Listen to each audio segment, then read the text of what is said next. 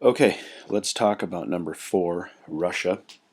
And we'd said that the Cold War was continuing on, and our relationship with between Truman and Stalin, and then eventually Eisenhower and Stalin, was kind of an icy relationship, pun sort of intended. But there was a new leader of Russia. His name was Nikita Khrushchev, and there's a picture of him down there. And it's a great Russian name, by the way. Um, but Nikita Khrushchev, as he becomes the new leader of Russia, bless me, as he becomes the new leader of Russia, he is perhaps going to be able to bridge a little bit of the gap because he wasn't as tied to the World War II incidents. He wasn't as tied to the Cold War necessarily. And U.S. actually started peace talks with the Russians in around 1960, I believe, May 1960, and we were trying to have some peace talks with the Russians themselves and thought that maybe that would work in maybe bridging a gap between the two. And so we did this. However, talks were canceled. Nikita Khrushchev literally got up in the middle of one of these peace talks and left when the U.S. sent a spy plane over Russia. Now, spies during this time were very, very common. It was not something that was a surprise or something that was a shock or something that was, um, you know, they couldn't believe it really happened. But the United States had created a spy plane. This is a picture of the spy plane. It was called a U-2 spy plane. The U stands for undercover, and 2 is just the second series of this. It's like when they talk about a B-52 bomber. B stands for bomber. F-16, F stands for fighter. You guys get the idea. What was unique about this plane is it was its capability of going almost 13 miles. That's like 70,000 feet in the air. Russia could not create another plane that looked like this. They could not create a plane that could compete or fight with this one. The only way to shoot this thing down was an air to ground missile, and they were working on creating that. And that's what the U-2 spy plane was actually used for. The bottom opened up, and they were trying to see, cameras. They would use cameras to kind of take these detailed pictures of what was going on in Russia. We would take off from various lands around there, Pakistan, Afghanistan, those areas, and we would take off from our military bases there, and we would spy plane. There would only be one guy in there. He would have control of these massive, massive cameras, and he would take pictures to see whether or not the Russians were creating missiles or tanks or whatever it could be. And the U-2 spy plane was actually shot down. Several missiles, the radar detected this, and they shot the pilot down. The airplane actually got demolished. It was hit several times, and the pilot did manage to escape in a very crazy escape. His oxygen tank actually, like his oxygen hose, actually got connected and caught on the cockpit, and he couldn't get himself out, but eventually it ripped, and he was able to pull his parachute and float to safety. Now, he was supposed to blow up this airplane. I mean, he doesn't have any American manufacturing or American patches on him or anything like that, ID. He's supposed to kill himself, and he's supposed to destroy the airplane if he gets shot down. There was actually these things that they created. They were actually look like a nickel, and you could open up the nickel and take almost like it's called like a cyanide pill, basically for you to kill yourself, so that you would not get caught by the enemy. But this U-2 spy plane was shot down. This is a picture of some of the wreckage by which the Russians are actually able to, pick up the stuff, and they realize that yes, indeed, it was Americans. As they picked up the camera, they picked up the film, and they were able to see what it was. And this U-2 spy plane incident was the reason that these talks were canceled. We were actually making progress, but it was the reason that these places it was canceled. The pilot, his name was Francis Gary Powers, more or less known as Gary Powers, but that's his full name. He was the pilot. He was shot down, and he was captured by the Russians pretty quickly, actually. When you have a huge plane that falls down and has a huge explosion, and after a missile, it's shot down by a missile, people pretty much knew the pilot they thought had made it. And so they get him, they put him on trial, and they give him, I believe it was 10 years of hard labor. However, in a cool, unique story, it's a picture of Gary Powers here. In kind of a cool, unique story, we actually had caught a Russian spy in New York City, and we exchanged spies for spies. You might be like, is that kind of normal? It was. And if any of you guys are movie fans, sometimes I tell you some movies that you should watch. There's a good movie. I would repeat, I like this movie a lot. It's called Bridge of Spies. Um, and it does deal with this incident of the U-2 spy plane getting shot down. They have a really cool scene where the pilot is actually shot down, and they show pretty much what it would have looked like. And the movie is starring Tom Hanks, so of course I love it as a result of that.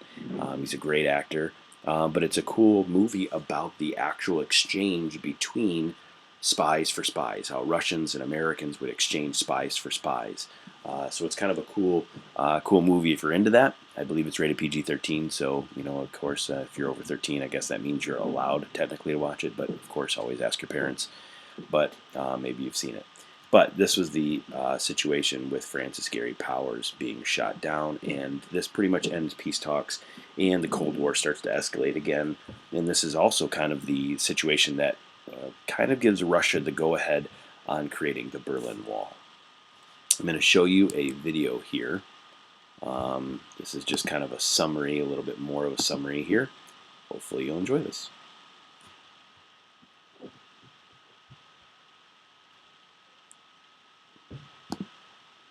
The Cold War, May 1st, 1960. In the 1950s, as tensions increased between the USA and the USSR, Khrushchev agreed to a summit meeting in Paris between the USSR, USA, Britain, and France in 1960. Hopes were high for a peaceful coexistence. It was hoped that the USSR and the USA would discuss the increasing tensions in Berlin and discuss the possibility of a nuclear test ban treaty. These hopes were shattered on May 1st, 1960, just 13 days before the summit, when an American U-2 spy plane was shot down over the USSR, and its pilot, Gary Powers, captured. The U-2 was a sophisticated spy plane developed by the Americans, capable of top-secret reconnaissance because it could fly at very high altitudes of more than 13 miles above the ground, making it unreachable by Soviet jets and anti-aircraft missiles. They were, however, visible on Soviet radar. President Eisenhower had used the U-2 planes to gather intelligence on the Soviet nuclear missile capabilities, and over 4 years of unengaged spying discovered that the USA was ahead in this area. This time, the Soviets had a new surface-to-air missile that could reach the ranges of the U-2 spy plane. CIA pilot Gary Powers took off from a U.S. airbase in Pakistan towards the USSR, taking photos of military sites when the missiles locked on to his spy plane. The missile exploded near the plane, causing it to drop altitude. As another missile made a direct hit, Powers ejected over Soviet territory and was captured by Soviet forces. On May 5th, Khrushchev announced the downed American spy plane, but Eisenhower denied the plane's real mission, claiming it was a weather plane as a cover story. However, the Soviets had managed to recover the photos Powers had taken and wreckage evidence, proving that the aircraft was indeed for surveillance purposes. Khrushchev demanded an apology when Eisenhower had been caught lying. Khrushchev also wanted an end to unauthorized flights by U.S. aircraft over Soviet territory. Eisenhower refused to apologize. Now relations between the USA and USSR were again at a low.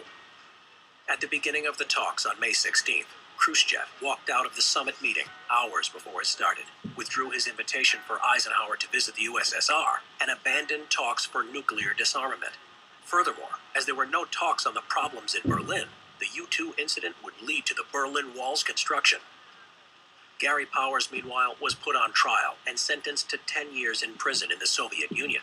However, he was released in early 1962 when an exchange for a Soviet spy called Rudolf Abel took place between America and the Soviet Union.